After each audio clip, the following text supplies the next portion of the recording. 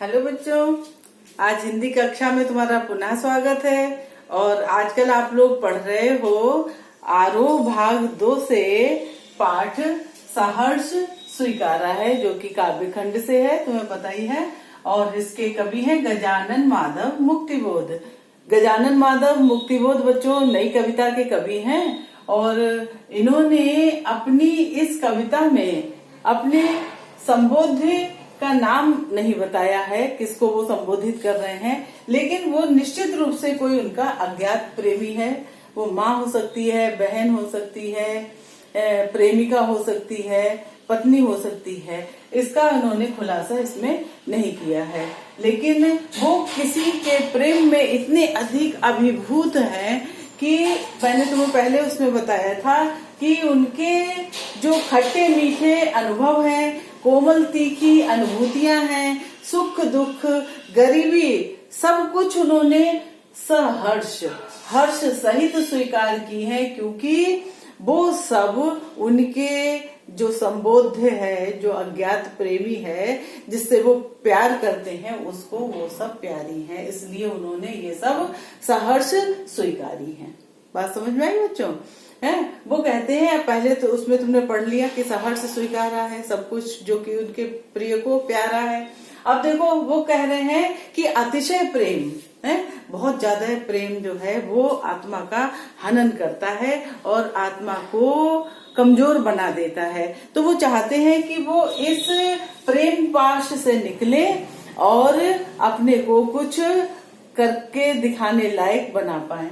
तो वो चाहते हैं कि सचमुच मुझे दंड दो, है सचमुच मुझे दंड दो कि भूलूं मैं तुम्हें भूल जाने की दक्षिण ध्रुवी अंधकार अमावस्या, शरीर पर चेहरे पर अंतर में पालूं मैं, झेलूं मैं, उसी में नहा लूं मैं। मैंने बताया ना कि कवि कहता है कि हे प्रेमी जो भी है संबोध्य, उसको कह रहे हैं कि तुम मुझे दंडित कर दो, मुझे सजा दो कि मैं तुम्हें भूल जाऊं। क्योंकि जब इंसान किसी से बहुत अधिक प्यार करता है और उससे प्यार न करने के लिए कहा जाए या उससे दूर होने के लिए कहा जाए, तो वास्तव में वो एक सजा है, दंड है। तो कह रहे हैं सचमुच तो मुझे दंडित करो कि मैं तुम्हें भूल जाऊं और ऐसा भूलूं कि तुम्हें भूल जाने की दक्षिण ध्रुवी अंधकार अमावस्या, शरीर पर चेहरे पर अंतर में पालूं मैं, झेलूं मैं, उसी में नहा लूं मैं। और वो भूलना या वो वियोग है जो कि घनघोर अंधकार के रूप में मुझे प्राप्त होगा।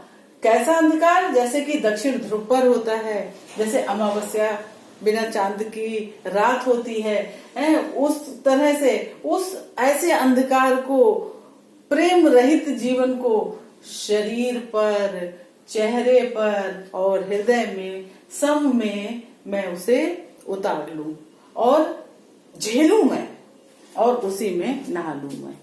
मतलब वियोग को, है प्रेमी से अपने वियोग को झेलूं और उसी में नहा लूं। कहने का मतलब मैं पूरी तरह से तुमसे दूर हो जाऊं।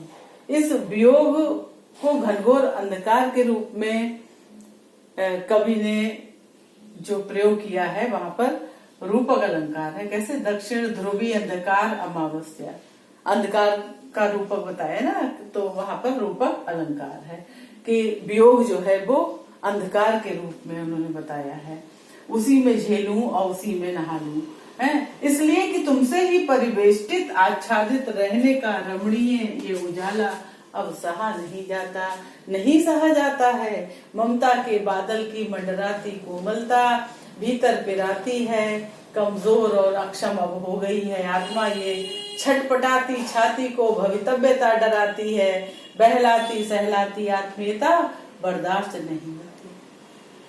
कवि कह रहा है कि मैं क्यों तुमसे दूर होना चाह रहा हूँ, तुम्हें क्यों भूलना चाह रहा हूँ, क्योंकि तुमसे जो घिरा, तुम्हारे प्रेम पाश में जो मैं घिरा हुआ हूँ, तुम्हारे प्रेम से जो मैं घिरा हुआ और आच्छादित हूँ, ढका हुआ हूँ, तो वो जो प्रेम का उजाला है, सुंदर उजाला, ये अब मुझसे सहा नहीं जाता। क्यों? क्योंकि आत्मा जो है वो कमजोर हो रही है, तो रहने का ही रमणीय उजाला अब सहा नहीं जाता, नहीं सहा जाता। अब देखो इस असहनीयता को जो कवि जो है अभिव्यक्त करता है, असहनीय जो स्थिति हो गई है उसे केवल शब्दों के हेर फेर से उन्होंने समझा दिया कि सहा नहीं जाता, नहीं सहा जाता है। ये इनका एक तरीका है, उनकी शैली है कि उन्होंने असहनीयता को देखो केवल शब्दों के हेर फेर से कितना स्पष्ट समझाया है कि सहा नहीं जाता, नहीं सहा जाता है। ममता के बादल की मंडराती कोमलता। अब यहाँ पर ममता के बादल, तो यहाँ पर लगता है ये माँ के लिए कह रहे हैं, है ना। ममता के बादल की मंडराती कोमलता भीतर पिराती है।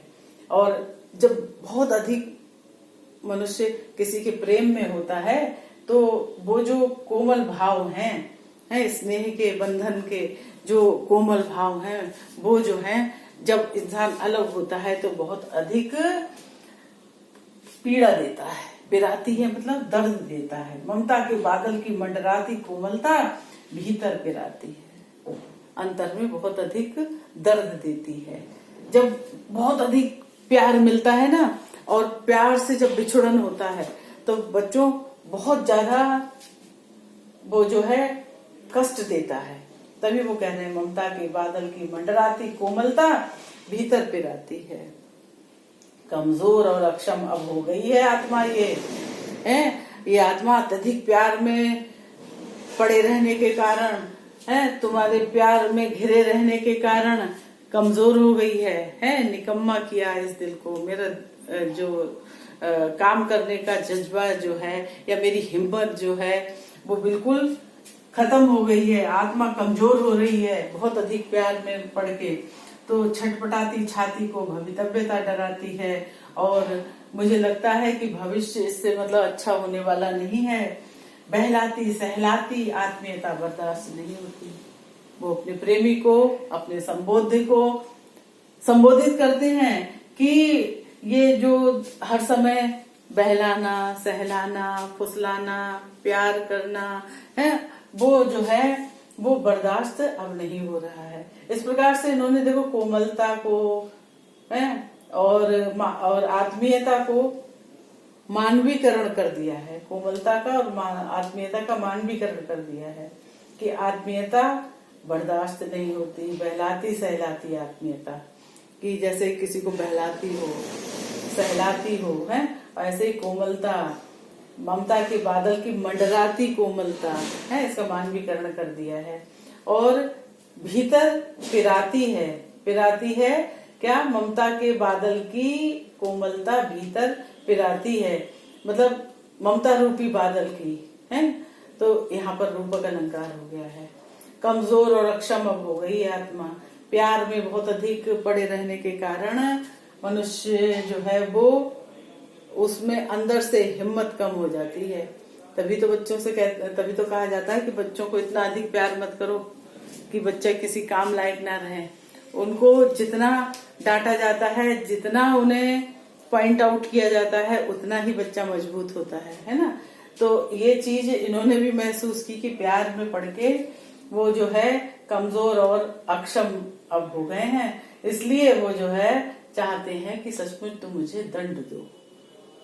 कि वो अपने प्रेमिक से अपने संबोधित करते हुए कहते हैं, वो चाहे माँ है, बहन है या प्रेयसी है, कि तुम मुझे दंडित कर दो और ऐसा दंड दो कि मैं जो हूँ बिल्कुल दक्षिण ध्रुव के अंधकार के समान, अमावस्या के अंधकार के समान वियोग को अपने अंदर सहन करूं, उसी में नहाऊं, उसी को झेल लूं, शरीर पर, चेहरे पर और हृदय में। तो इस प्रकार से तुमने देखा कि मुक्त छंद है बच्चों, कहीं भी लय तो दिखाई नहीं पड़ रही है। मुक्त छंद में सहज, सरल और साहित्यिक खड़ी बोली में कवि ने ये अपना पद्यांश लिखा है। और इसके साथ साथ कहीं कहीं पे अपभ्रंश और उर्दू के भी शब्द आ गए हैं। जैसे देखो पिराती है, अपभ्रंश, बर्दाश्त उर्दू का शब्द आ गया, बहुत कम, लेकिन वैसे जो है इनकी शुद्ध साहित्यिक खड़ी बोली है और मुक्त छंद है। और इसमें इस सत्यता को उजागर किया है कि अतिशय प्रेम जो है वो आत्मा का हनन करता है। धन्यवाद बच्चों।